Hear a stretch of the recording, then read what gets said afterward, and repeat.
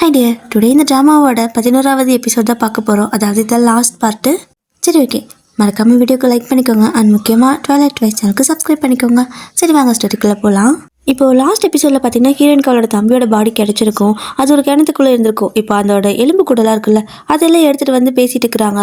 என்ன அப்படின்னா, இந்த பாட்டிமா இருக்காங்கல்ல, இவங்க தான் அவன் சின்ன வயசில் இருக்கும்போது இந்த மாதிரி பண்ணியிருப்பாங்க.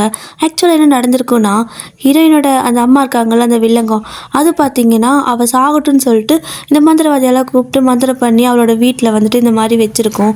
இதை பார்த்து அந்த ஹாங்ராங் பையன், ஐயோ அக்காவை செத்துருவாளா, அக்காவை கொல்ல பார்க்குறாங்கன்னு சொல்லிட்டு அதை எடுக்க பார்ப்பான். அதை எடுத்துகிட்டு அக்கா கொண்டாகாதுன்னு.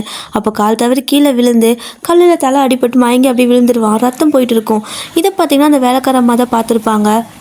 ஆனால் அவங்க என்ன பண்ணிடுறாங்கன்னா, இது வெளியே தெரிஞ்சால் இவங்களுக்கு ஏதாவது பிரச்சனை ஆயிடும்னு சொல்லிட்டு, ஏன்னா இவங்க தானே அவனை பார்த்துக்குவாங்க, இவங்கள ஏதாவது சொல்லுவாங்கன்னு சொல்லிட்டு அந்த குழந்தைய தூக்கிட்டு போயிட்டு வேற ஒரு இடத்துல வைக்கிறாங்க. ஸோ வேற ஒரு இடத்துல வச்சுட்டு அவங்க எங்கேயும் போயிட்டு ரிட்டன் திரும்பி வந்து பார்க்கும்போது அந்த பையனை காணோம். இப்போ இந்த லேடி எல்லாத்துக்கிட்டே அதான் சொல்கிறாங்க, நான் திரும்பி வந்து பார்க்கும்போது நம்ம தம்பியை காணோம் அப்படின்னு சொல்லிட்டு இருக்கா. அன்றைக்கி இந்த மந்திரவாதி லேடி தான் அந்த குழந்தை தூக்கி கிணத்துல போட சொல்லியிருந்திருப்பாங்க, அவன் செத்து போயிட்டான் அப்படின்னு சொல்லிட்டு. அதுக்கப்புறம் யாருக்குமே தெரியாமல் போயிருக்கும் அந்த விஷயம். அப்போது இந்த வில்லங்க பார்த்தீங்கன்னா, இவன் ஒன்றும் என் புள்ள கிடையாது, என் புள்ள உயிரோடு தான் இருக்கான், நீங்கள் ஏதோ ஒரு எலும்பு கூட கொண்டு வந்து என் புள்ளன்னு காட்டாதீங்கன்னு சொல்லும்போது ஹீரோயின் பார்த்தீங்கன்னா, இவன் தான் நம்மளோட ஹாங்ராங் அப்படின்னு சொல்கிறா. இதை கேட்டு இந்த அம்மாவுக்கு இன்னும் டென்ஷன் ஆகுது. அன்றைக்கி நீ அவனை தானே என் புள்ளன்னு சொன்ன, நீ இவங்க கூடலாம் கூட்டு சேர்ந்து இந்த மாதிரி பண்ணிட்டு இருக்கிறான்னு கத்திட்டு இருக்கிறாங்க. ஆனால் இவளை பார்த்தீங்கன்னா ஒரு மாதிரி திருப்பி திட்டி விட்டுறா. அவன் செத்ததுக்கு காரணம் வேறு யாருமே கிடையாது, நீங்கள் தான், அவங்களோட கெட்ட எண்ணம் தான், என்னை கொல்லணும்னு நினச்சிங்கள, அதனால தான் அவன் செத்துட்டான். இது எல்லாத்துக்கும் காரணம் நீங்கள் தான் என்னோட தம்பியை கொண்டுட்டீங்க, என்கிட்டேருந்து பிரிச்சுட்டீங்கன்னு சொல்லிட்டு எமோஷ்னலாக பேசி அழுகிறா. இதை கேட்டு இந்த அம்மா ஒரு மாதிரி வாயடிச்சு போயிடுறாங்க. அவங்களுக்கு என்ன சொல்கிறதுனே தெரியல. அவங்க பார்த்தீங்கன்னா அந்த இடத்த அப்படியே கற்றுன்னு கத்திட்டு அப்படியே உட்காந்துட்டு இருக்கிறாங்க. இங்கே ஹீரோயினும் பார்த்தீங்கன்னா அவளுக்கு முடியல, அவளால் இதை ஏற்றுக்கவே முடியல. ஏதாவது ஒரு இடத்துல என் தம்பி உயிரோட இருப்பான்னு நினச்சிட்டு இருந்திருப்பா. பட் இப்படி கண்ணு முன்னாடி எலும்பு கூட கிடக்குது, அவளால் பார்க்க முடியல. அடுத்து அதுக்கப்புறமா அந்த குழந்தையோட எலும்பு கூட கொண்டு வந்து ஒரு சமாதி மாதிரி கட்டி வச்சுருந்துருப்பாங்க. ஹீரோயின் அங்கே உட்காந்துட்டு இருப்பா. அப்போ ஹீரோவும் அங்கே வந்து அவனுக்கு பிடிச்ச மாதிரி ஒரு இனிப்பை வச்சுட்டு அவகிட்ட அப்படியே பேசிகிட்டு இருக்கான். ஸோ கொஞ்சம் சமாதானப்படுத்திட்டு இருக்கிறான். அப்போ ஹீரோயின் ரொம்ப அழுதுகிட்டே இருக்க. இந்த மாதிரி நேரத்தில் நீ அழுகிறத விட போயிட்டு வான்னு சொல்லி அவங்கள வழி அனுப்பி வை அப்படின்னு சொல்லுவான். இவளும் பாப்பா. அப்போ இவனை பார்த்தீங்கன்னா, ஆமாம் போயிட்டு வான்னு சொன்னால் கண்டிப்பாக அவங்க எப்போயாவது நம்மக்கிட்ட திரும்பி வருவாங்க, ஸோ திரும்பி வா அப்படிங்கிற வார்த்தை அதுலேயே இருக்குது. அவங்க நிம்மதியாக சந்தோஷமாக போயிட்டு வரட்டும்னு சொல்ல, அவளும் பார்த்தீங்கன்னா அவள் தம்பியை பார்த்து போயிட்டு வா அப்படின்னு சொல்லிட்டு அழுதுகிட்டே இருக்கா. அடுத்து இந்த முழு சைக்கோ பார்த்தீங்கன்னா திரும்ப ஒரு குழந்தைய போட்டு வரைஞ்சிக்கிட்டு இருக்குது. அதுவும் ரொம்ப கொடுமை பண்ணிக்கிட்டு இருக்கிறான். அடுத்து இந்த க்யூட் பாயை பார்த்தீங்கன்னா அந்த மூஜின் பையன் அந்த இடத்துல வச்சு ரொம்ப டார்ச்சர் பண்ணிக்கிட்டு இருக்கான். அப்புறம் அது மட்டும் இல்லாமல் அவனோட ஆட்கள்கிட்ட சொல்லி நீ ஹீரோவை கொன்னுடு அப்படிங்கிற மாதிரி சொல்லிட்டு இருக்கிறான். அங்கே க்யூட் பாய்க்கு இந்த மாதிரி நடந்துட்டு இருக்கிற விஷயம் எதுவுமே இவனுக்கு தெரியாது. ஸோ இவன் பார்த்தீங்கன்னா ஹீரோயின் கூட தான் இருக்கான். இவங்களும் எப்போ போல் நல்லா பேசிக்கிட்டு சந்தோஷமாக இருப்பாங்க. அப்போ பார்த்தீங்கன்னா நைட்டு தூங்கும்போது இவன் ஏதோ கழுத்து சொரிஞ்சிக்கிட்டே இருக்க. ஹீரோயின் முடிச்சுட்டு இவனை பார்த்துட்டு இருந்திருப்பாளா, என்னாச்சு அப்படின்னு சொல்லிட்டு அப்படியே ட்ரெஸ்ஸை கொஞ்சம் விலக்கி பார்த்தா அவனோட கழுத்தில் பயங்கரமான காயங்கள் இருக்குது. ஹீரோயினுக்கு அதை பார்த்து ரொம்பவே ஷாக்காகவும் இருக்குது, பயமாகவும் இருக்குது. என்னாச்சு இவனுக்கே இந்த மாதிரி ஆயிட்டுருக்குன்னு சொல்லிட்டு பார்த்துட்டு இருக்கிறா. ஆனால் ஹீரோயின் அவன்கிட்ட எதுவுமே கேட்கல. இப்போ நெக்ஸ்ட் டே பார்த்தீங்கன்னா இவன் எந்திரிச்சு வீட்டில் வேலை பண்ணிட்டு இருக்கும்போது திடீர்னு அவனுக்கு ஏதோ தலை வலிக்கிற மாதிரி ஏதோ பண்ணுது, காதெல்லாம் கையுங்குது. அவனும் வந்து பார்த்தீங்கன்னா அப்படி கண்ணை முழிச்சு பார்க்குறான். ஒரு மாதிரி மங்கலாக தெரியுது. அந்த இடம் எல்லாமே ஒரு மாதிரி மங்களாகவே தெரியவும் அவனுக்கு என்னாச்சுன்னு தெரியல. இப்போது ஹீரோயினும் பார்த்தீங்கன்னா அவன்கிட்ட வந்து பேசும்போது ஹீரோயின் ஒரு பக்கம் இருக்க, இவன் வேறு பக்கம் பார்த்து பேசிகிட்டு இருக்கான். சரி ஓகே இந்தான்னு சொல்லிட்டு அவனை கொடுக்க, அவன் ஒரு பக்கம் கை நீட்டிட்டு இருந்தா, இவன் பார்த்தீங்கன்னா வேறு பக்கம் கை நீட்டி வாங்கிட்டு இருக்கிறான். அவனுக்கு சுத்தமாக கண்ணே தெரிய மாட்டேங்குது. ஸோ என்ன பண்ணுறதுன்னு தெரியல. அப்படியே ஒரு மாதிரி ஷாக்காக நின்றுட்டுருக்க. ஹீரோயின் இது எல்லாத்தையுமே பார்த்துட்டு இருக்கிறா. ஆனால் அவன்கிட்ட எந்த ஒரு கேள்வியும் கேட்கவே இல்லை. ஏன்னா அவனே ரொம்ப கஷ்டத்தில் இருப்பான்ல. ஸோ அதனால் எதுவுமே கேட்கல. அப்படியே அடுத்த சீன் பார்த்தீங்கன்னா ஹீரோயின் வெளியே போயிருந்திருப்பா. அப்போ கரெக்டாக இந்த மூஜினும் வந்து அவகிட்ட நீ ஏன் இப்படி பண்ணிட்டு இருக்க, அவனுக்கு கொஞ்ச நாளில் செத்து போயிடுவான், நீ எதுக்காக அவன் கூட இருக்குன்னு நினைக்கிற, நீ என் கூட வந்துடுங்கிற மாதிரியே பேசிகிட்டு இருக்கிறான். இவளுக்கு பார்த்தீங்கன்னா கடுப்பாகுது. இந்த மாதிரி முதல்ல பேசுறது நிறுத்து அப்படின்னு சொன்னாலுமே அவன் சொன்னது நிஜம்தானே. இவனுக்கு அடிக்கடி உடம்பு சரியில்லாமல் போயிட்டுருக்குது. அதனால வைத்தியர்கிட்ட போய் பேசுகிறா. அவங்ககிட்டையும் கேட்குறா. அவங்க பார்த்தீங்கன்னா இதுக்கு மேலே எதுவும் பண்ண முடியாது, ரொம்ப தாமதம் ஆயிடுச்சு அப்படின்னு சொல்லியிருந்திருப்பாங்க. சரின்னு சொல்லிட்டு இவன் ரிட்டன் வந்துட்டு இருக்கும்போது இவன் வெளியே போயிருப்பான்ல காட்டுக்குள்ளே. அப்போ ரிட்டன் வந்துக்கிட்டு இருக்கிறான் அவனும். ஆனால் அவனால் முடியலை, எதுவுமே தெரிய மாட்டேங்குது, தலை வேறு ஏதோ பண்ணிட்டு இருக்குது. அவனும் அப்படியே தலையெல்லாம் அடிச்சுக்கிட்டே சுற்றி சுற்றி பார்த்தா எல்லா இடமும் ஒரு மாதிரி மங்கலாக தெரியுது. இதை பார்த்தீங்கன்னா தூரத்துலேருந்து ஹீரோயின் பார்த்துட்றா. ஸோ அவன் ரொம்ப கஷ்டப்பட்டு தடை மாற்றி மாற்றி போயிட்டுருக்கிறான். ஸோ அவன் இந்த மாதிரி கஷ்டப்படுறத பார்க்க முடியாமல் ஹீரோயின் அதுவும் அவனுக்கு தெரியாமல் உட்காந்து அழுதுகிட்டு இருப்பா. இப்போ அப்படியே அடுத்த சீனுக்கு பார்த்தீங்கன்னா இந்த லேடி இருக்காங்கல்ல, அவங்க வந்துட்டு இருக்கிற இடத்த இவங்க கண்டுபிடிச்சிருவாங்க. இப்போ தான் ஹீரோயினோட அப்பா பார்க்குறான். இவங்க உயிரோடு இருக்கிறதே அவனுக்கு இப்போ தான் தெரியும் போல். அப்படியே ஷாக்காக பார்த்துக்கிட்டு இருக்கிறான். ஆனால் அவங்கள வந்து யாரோ அட்டாக் பண்ணிட்டாங்க. ஆனாலும் கூட இவங்களோட ஆட்கள் பார்த்தீங்கன்னா இவளை காப்பாற்றணும்னு சொல்லிட்டு போராடிக்கிட்டு இருப்பாங்க, எல்லாத்தோட சண்டை போட்டுக்கிட்டு. அதுக்கப்புறம் ஹீரோனோட அப்பா பார்த்தீங்கன்னா அவனோட ஆட்கள் கூட்டிகிட்டு அங்கேருந்து கிளம்பிடுறாங்க. ஸோ இன்னொரு பக்கம் ஹீரோ பார்த்தீங்கன்னா ஹீரோயின் கிட்ட வந்து அவங்களுக்கு என்னோட உதவி தேவைப்படுது, அவங்கள நிறைய பேர் கண்டுபிடிச்சிட்டாங்க, எல்லாம் அட்டாக் பண்ணிட்டு இருக்கிறாங்க, நான் போய் அவங்கள காப்பாற்றணும், நான் போயிட்டு வரேன் அப்படின்னு சொல்கிறான். இந்த நிலமையில நீ போகணுமா அப்படின்னு சொல்லி அவளும் கேட்க, நான் கண்டிப்பாக போயே ஆகணும், ஏன்னா அவங்க தான் எனக்கு எல்லாமாவே இருந்திருக்காங்கன்னு சொல்லிட்டு அவனும் இங்கேருந்து கிளம்புறான். அடுத்த சீன்லாம் பார்த்தீங்கன்னா ஹீரோயின் கவர்மெண்ட்டில் போயிட்டு அவளோட அப்பா பண்ணின ஃபோர்ஜரி எல்லாத்தையும் வந்துட்டு ஆதாரத்தோட கொடுத்துட்டு வந்துடுறா. இது பார்த்தீங்கன்னா இவளோட அப்பாவுக்கு தெரிய வருது. பெத்த பொண்ணுன்னு கூட பார்க்காம, ஓ என் மேலேயே வந்துட்டு அவள் இந்த மாதிரி கம்ப்ளைண்ட் பண்ணிக்கிறாளா, அவளை நான் சும்மா விட போகிறதில்லன்னு சொல்லிட்டு அவன் மேலே ரிவெஞ்ச் எடுக்கிறதுக்கு பார்த்துட்ருக்குறான். அடுத்து மூஜின்னு பார்த்தீங்கன்னா ஹீரோனோட ஃப்ரெண்டெல்லாம் கடத்தி கொண்டு வந்து இங்கே வச்சுக்கிட்டு அப்படியே இவங்ககிட்ட வந்து நிற்கா. இவங்கெல்லாம் எது கூட்டு வந்தேன்னு சொல்லிட்டு இந்த முழு சைக்கவும் கேட்குறான். அப்போது மூஜின்னு பார்த்தீங்கன்னா ஹீரோ தப்பிச்சு போயிட்டான்ல, இவங்கெல்லாம் பிடிச்சி வச்சா கண்டிப்பாக இவங்க வந்துடுவான் அப்படின்னு சொல்ல, அப்போ இந்த முழு சைக்கவும் மூஜினை பார்த்து, ஏண்டா நீ நிஜமாவே முட்டாளா இல்லை முட்டாள் மாதிரி நடிக்கிறியா, தங்கத்தை இங்கே பக்கத்துலேயே வச்சுக்கிட்டு ஏன்டா தகரத்தை தேடிக்கிட்டு இருக்கிறா அப்படின்னு சொல்லிட்டு இந்த பக்கம் இருக்கிற பெட்டியை திறக்க ஹீரோயினை கடத்தி வச்சிருக்கான். ஸோ ஹீரோயினை கடத்தி வச்சா போதில் கண்டிப்பாக ஹீரோ வந்துடுவான், அதைத்தான் இவன் சொல்லிட்டு இருக்கிறான். பட் மூஜினுக்கு பார்த்தீங்கன்னா செம ஷாக்காக இருக்குது ஹீரோயின் அந்த இடத்துல பார்த்துட்டு. அப்போ இந்த பக்கம் முழு சைக்கோட ஆட்கள் ஹீரோயின் அதை பெட்டிக்குள்ளே போட்டு அப்படியே அடைச்சி வைக்கிறதுக்காக ஆணி அடிக்க, மூஜின்னு பார்த்தீங்கன்னா அவங்கள வெட்டி தள்ளிட்டு திரும்ப திறந்து அவளை காப்பாத்துறான். இவ ஆச்சரியமா இவனை பார்க்க, மூஜினி இவகிட்ட, ஏன் என்ன இப்படி ஆச்சரியமா பார்க்குற, என் கண்ணு முன்னாடி உன்னை இவங்க கொல்றதுக்கு நான் விட்டுருவேன்னு நினச்சிட்டியா, நான் இன்னும் அந்த அளவுக்கு ஆகலை அப்படிங்கிற மாதிரி சொல்லிட்டு அங்கேருந்து ஹீரோயினை காப்பாற்றி கூட்டிகிட்டு போகிறான். அப்படி இவன் ஹீரோயினை காப்பாற்றி கூட்டிகிட்டு போகும்போது இவனை பார்த்தீங்கன்னா கத்தியால் குத்திடுவாங்க.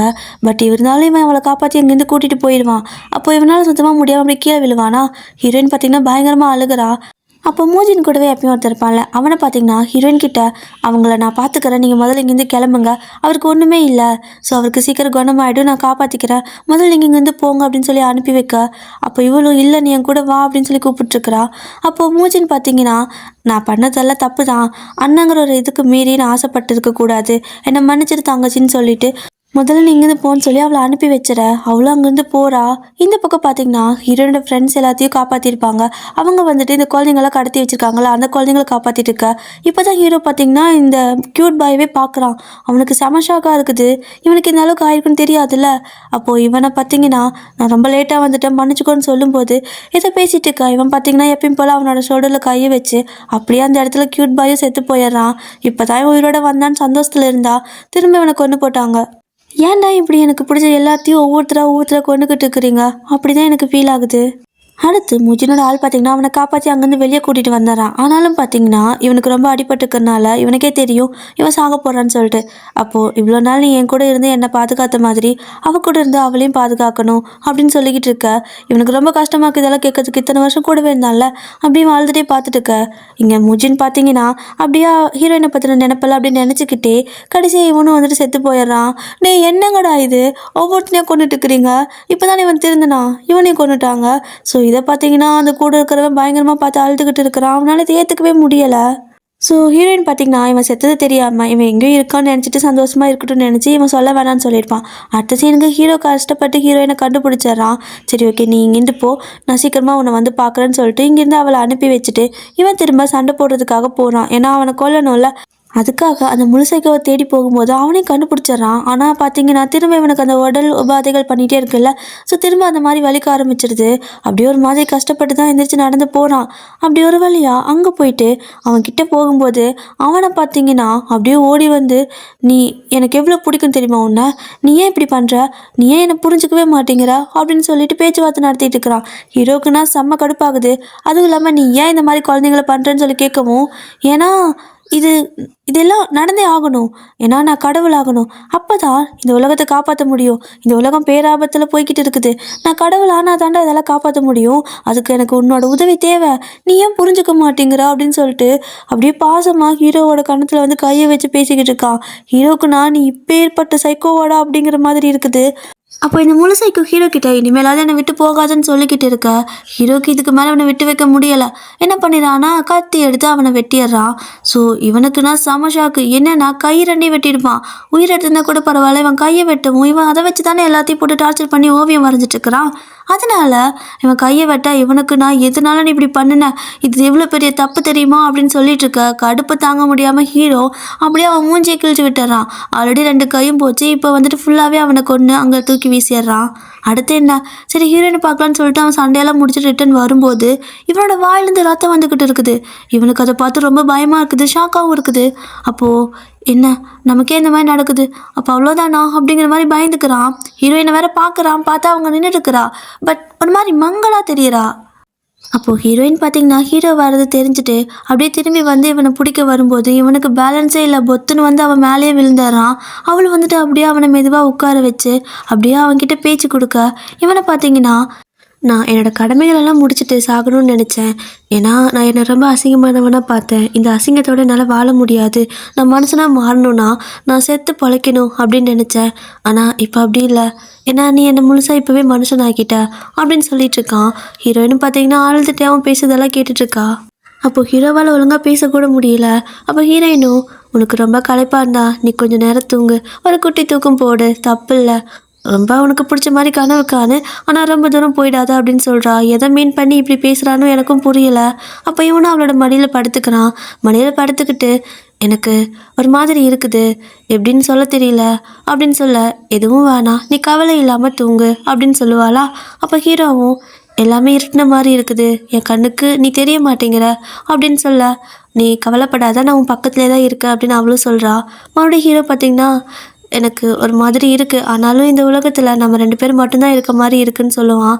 இவங்க இந்த மாதிரி பேசிக்கிட்டு இருக்க ஹீரோ பார்த்திங்கன்னா எங்கே போகிறது, எந்த இடத்துக்கு போகிறது அப்படின்னு கேட்குறான். அப்போ இவளும் நான் என்னோடய இடத்துக்கு போகிறேன், நீ உன்னோட இடத்துக்கு போ அப்படின்னு சொல்லுவாளா. புரியலை அப்படின்னு ஹீரோ கேட்குறான். என்னோட இடம் எது, நீ இருக்கிற இடம் தான் என்னோட இடம், நான் இருக்கிற இடம் தான் உனக்கு பிடிச்ச இடம், ஸோ நம்மளோட இடத்துக்கு போகலாம் அப்படின்னு சொல்லிட்டு இருக்க இவனும் வந்துட்டு ஒரு மாதிரி சிரிச்சுட்டு நல்லா இருக்கு இது கேட்கறதுக்கு அப்படின்னு சொல்லுவான். இவளும் சரி ஓகே, நம்ம இது வரைக்கும் எதுவுமே ஒன்றா சேர்ந்து பண்ணதில்லைல்ல, அதனால் இனிமேல் வர காலங்களில் நம்ம என்ன பண்ணலான்னு கேட்குறா. இவ தான் பேசுகிறா, அவனால் பேச முடியல. அப்போது ஹீரோயினும் பார்த்தீங்கன்னா சரி நம்ம வெயில் காலம் வருதில்ல, படகு சவாரி போகலாம் அப்படி இப்படின்னு சொல்லிட்டு இருக்கும்போது ஹீரோ வந்துட்டு பார்த்தீங்கன்னா அவ்வளோதான், அவனால் சுத்தமாக முடிஞ்சிருக்காது. அப்படியே அவனோட கண்ணை மூடுறான். சரி தூங்கலான்னு சொல்லி பார்த்தா அவனோட கை பார்த்தீங்கன்னா ஹீரோயின் கையை பிடிச்சிருக்கோல்ல, அப்படியே பொத்துன்னு கீழே விழுகுது. எனக்கு இதெல்லாம் பார்க்குறப்ப நெஞ்சே வெடிச்சிருச்சு. என்னடா ஹீரோவையும் சேர்த்து கொண்டுட்டீங்க, அப்படி தான் என்னால் பார்க்க கூட முடியல. ரொம்ப நேரம் ஸ்டாப் பண்ணி வச்சுட்டு அழுது முடிச்சுட்டு தான் பார்த்தேன். சரி ஓகே, அதுக்கடுத்து என்னாச்சுன்னு சொல்லி பார்த்தா ஹீரோயினும் வந்துட்டு டக்குன்னு அவனோட கையை எடுத்து மடியில் வச்சுக்கிறா. ஸோ அப்படியே அவனை கட்டி பிடிச்சிட்டு அழுகுவா. இந்த சீனெல்லாம் இவங்க பேசுகிற டைலாக் ஆகட்டும், அவள் அழுகிறதாகட்டும் நம்மளால் பார்க்கவும் முடியாது, கேட்கவும் முடியாது. ஏன்னா ஓவராலாக பார்த்தீங்கன்னா இந்த இடம் ஃபுல்லாகவே இவங்களோட அப்பாவோட சொத்து. இவங்களோட அண்ணா வந்துட்டு அந்த மாதிரி அந்த முழு சைக்கோ அப்படி போயிட்டான்ல, அதுக்கப்புறம் இவங்க கல்யாணம் பண்ணனா இவங்களோட புருஷன் இருக்கான்ல ஹாங்கிறவங்களோட அப்பா, அவன் வந்துட்டு இவங்களே ஏமாற்றி அவன் தனியாக ஏதோ பிஸ்னஸ் பண்ணுறேன்னு சொல்லி ஏதோ பண்ணிக்கிட்டு இருந்திருப்பான். மொத்த சொத்தையும் அவன் மேலே இது பண்ணிக்கிறதுக்கு ஏதோ பிளான் பண்ணிட்டு இருந்திருப்பான். ஆனால் இவங்க ஸ்டார்டிங்லேயும் இந்த மாதிரி தான் இருந்திருப்பாங்க, பிள்ளைய காணுன்னு சொல்லிட்டு ரொம்ப வருஷமாக எல்லாத்தையும் இவங்க விட்டுருப்பாங்க. அதுக்கப்புறமா சரி ஓகே என் பிள்ளை வந்துடுவான்னு சொல்லிட்டு இந்த ஹீரோ வந்ததுக்கப்புறமா கொஞ்சம் நல்லா இது பண்ணியிருப்பாங்க. இவங்க பண்ண எல்லா விஷயமும் பார்த்தீங்கன்னா இவங்க பையனுக்காக தான்.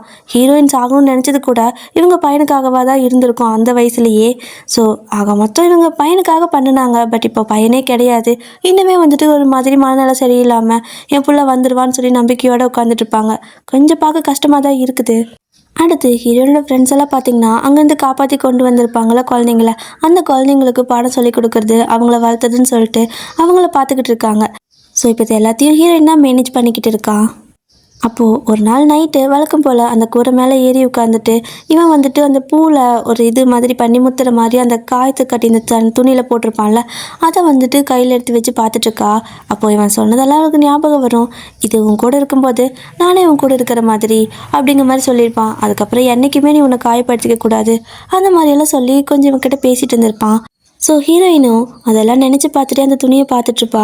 அப்படி பார்த்துட்டு அங்கே உட்காந்துருக்கும்போது சடனாக ஜெயி அப்படின்னு சொல்லிட்டு ஹீரோ கூப்பிட்ற வாய்ஸ் கேட்கும். இவளும் அப்படியே திரும்பி பார்த்துட்டு இங்கே தான் இருக்கியா அப்படிங்கிற மாதிரி கேட்பா.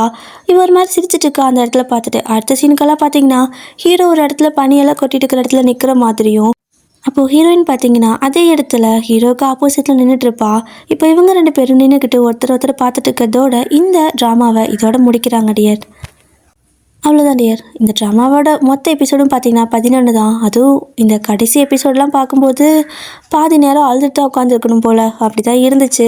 பட் நிஜமாகவே ஒர்த்து தான் பார்க்குறதுக்கு. ஏன்னா ஒவ்வொரு சீன்லேயுமே, அதாவது ஒவ்வொரு சீன்லேயும் கூட அவ்வளோ சஸ்பென்ஸ், அவ்வளோ அடுத்தடுத்து என்னாகும்னு சொல்லிட்டு ஒரு மாதிரி த்ரில்லிங்காகவே கொண்டு போயிருந்தாங்க. என்ன சோகம்னா கடைசியில் ஹீரோவை கொண்டுட்டாங்க, அந்த க்யூட் பாய் கொண்டுட்டாங்க, மூஜனையும் கொண்டுட்டாங்க, அப்பா கேரக்டர் எல்லாத்தையும் கொண்டுட்டாங்க. இத்தனை பேர்த்த கொண்டு ஹீரோயினை மட்டும் உயிரோட வச்சுருக்காங்க. என்ன சொல்கிறது, ட்ராமா ஓவராலாக பார்க்கறதுக்கு செம்மையாக இருக்குது. ஆனால் என்னால் சோகமான எண்டிங்கை தான் ஏற்றுக்க முடியல, மனசு வலிக்குது. நல்லா ஏதாவது ஒரு படமோ ட்ராமாவோ சேட் எண்டிங்கில் முடியும்னு கேள்விப்பட்டால் கூட அதை பார்க்க மாட்டேன். ஆனால் இந்த ட்ராமா நல்லா இருக்குங்கிற மாதிரி கேள்விப்பட்டேன். பட் இதோட எண்டிங் எப்படி இருக்குன்னு நான் எங்கேயுமே செக் பண்ணலை. நல்லா இருக்குன்னு சொன்னதுமே நான் பார்க்க ஆரம்பித்தேன். ஃபஸ்ட் எபிசோட் எனக்கு பிடிக்கல தான், அதாவது ஃபஸ்ட்டு ஒரு கொஞ்சம் நேரம் எனக்கு போர் அடிக்கிற மாதிரி இருந்துச்சு. ஆனால் அதுக்கப்புறமா ஒரு 1/4 மணி நேரத்துக்கு அப்புறம் போக சூப்பராக இருந்துச்சு. அந்த இன்ட்ரெஸ்டிங்கில் த்ரில்லிங்லேயே பார்க்கலான்னு சொல்லி அடுத்தடுத்து பார்த்து கடைசியாக நான் உட்காந்து அழுது தான் மிச்சம். ஓகே டியர், உங்களுக்கு ஒரு வேளை சான்ஸ் கிடச்சி அப்படின்னா இந்த லாஸ்ட் எபிசோட் மட்டும் முடிஞ்சால் பாருங்கள். ஏன்னா நான் மட்டும் தான் அதை பார்த்து அழுதுனா இல்லை உங்களுக்கும் அதை பார்த்து அழுக வந்துச்சா என்னன்னு தெரியல. அதுவும் ஹீரோவும் ஹீரோயினும் பேசிக்கிற சீன்லாம் அப்படி இருக்கும். அவங்க நார்மலாக ஏதோ ஒரு விஷயம் தான் பேசிக்கிறாங்க. பட் அதுவே ஒரு மாதிரி பண்ணுது, மனசுக்குள்ளே ஏதோ பண்ணுது. ஓகே டியர், இதுக்கு மேலே என்ன சொல்கிறது, மனசு வருத்தமாக தான் இருக்குது. இதுக்கு அடுத்த நாளைக்கு நல்ல வேறு ஒரு ட்ராமாவில் முடிஞ்ச அளவுக்கு இனிமேல் நல்லா ஹாப்பி எண்டிங் கொடுக்குற மாதிரி ஒரு ட்ராமா கண்டுபிடிச்சி நான் அந்த ட்ராமா போடுறேன். ஓகேவா? டாடா, பாய். மறக்காமல் வீடியோக்கு லைக் பண்ணிக்கோங்க. அண்ட் முக்கியமாக ட்வைலைட் வாய்ஸ் சேனலை சப்ஸ்கிரைப் பண்ணிக்கோங்க. டாடா.